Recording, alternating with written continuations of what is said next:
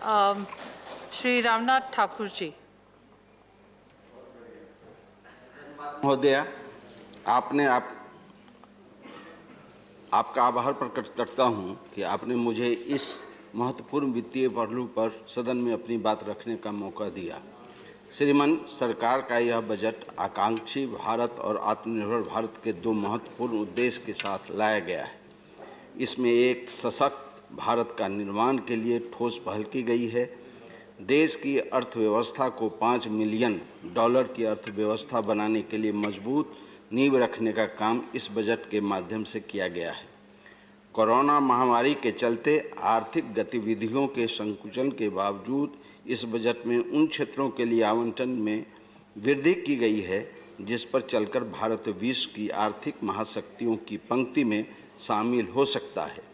इस बजट के एक महत्वपूर्ण पहल यह है कि स्वास्थ्य के क्षेत्र के लिए बजट में 2,23,846 करोड़ रुपए का आवंटन किया गया है ताकि पूरे देश में स्वास्थ्य सुविधाओं की स्थापना की जा सके।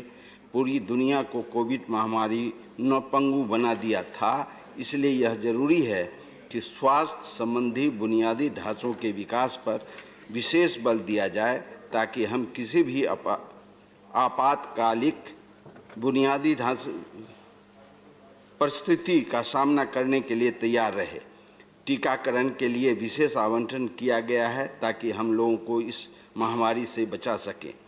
इस वर्ष के बजट में देश के अवसंरचना के विकास पर विशेष ध्यान दिया गया है, चाहे रेल नेटवर्क हो, राजमार्ग हो या हवाई यातायात का विकास हो।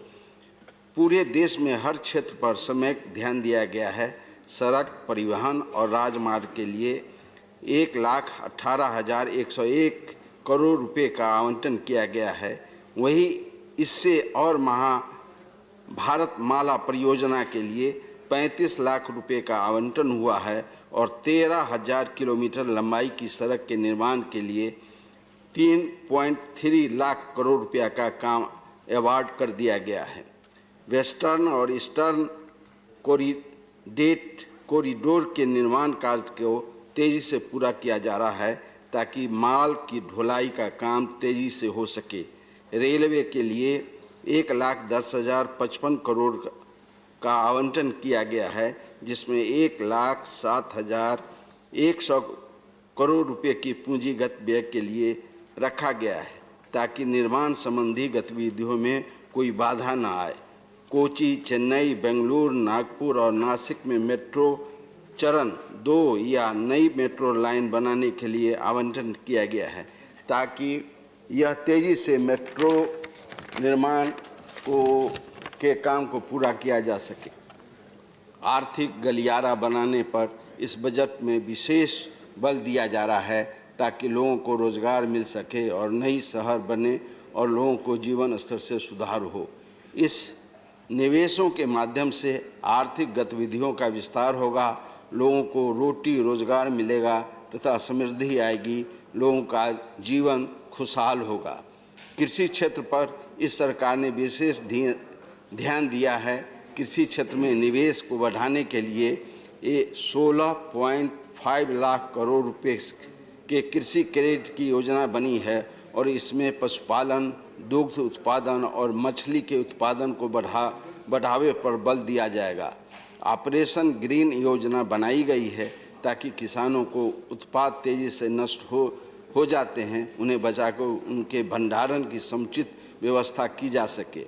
सरकार ने one nation one ration card के माध्यम से देश के प्रवासी मजदूरों तथा अन्य गतिविधियों में शामिल श्रम बल की कठिनाई को दूर करने की एक ठोस पहल की है ताकि यदि गरीब लोग रोटी रोजगार की तलाश में कहीं बाहर जाए तो उन्हें राशन लेने में कठिनाई न हो, उन्हें आसानी से अनाज मिल पाए और भूखे न रहें।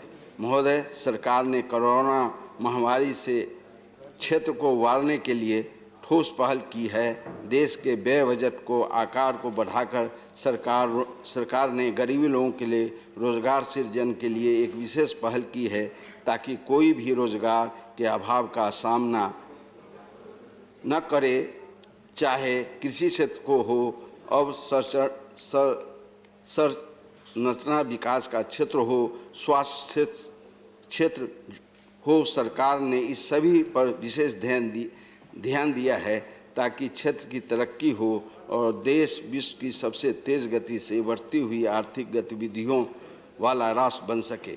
महोदय, कोरोना का टीका बनाने के बाद हमने विश्व के संपूर्ण मानव समाज को इसे देने का संकल्प लिया है ताकि हम अपने वसुधैव कुटुंबकम के पुरातन आदर्श पर दृढ़ता से कायम रहें। यही भारत का आदर्श है। हमारे पास जो है, हमने जो पाया है, अनुसंधान और विकास के माध्यम से हमने वैज्ञानिकों को अथक परिश्रम करके जो अर्जित किया है वह संपूर्ण पीड़ित मानवता के काम आए। यही हमारा मूल सिद्धांत सदियों से रहा है। जिस मार्ग पर हम चलें, इन्हीं शब्दों के साथ मैं इस वित्तीय विधेयक का समर्थन करता हूँ।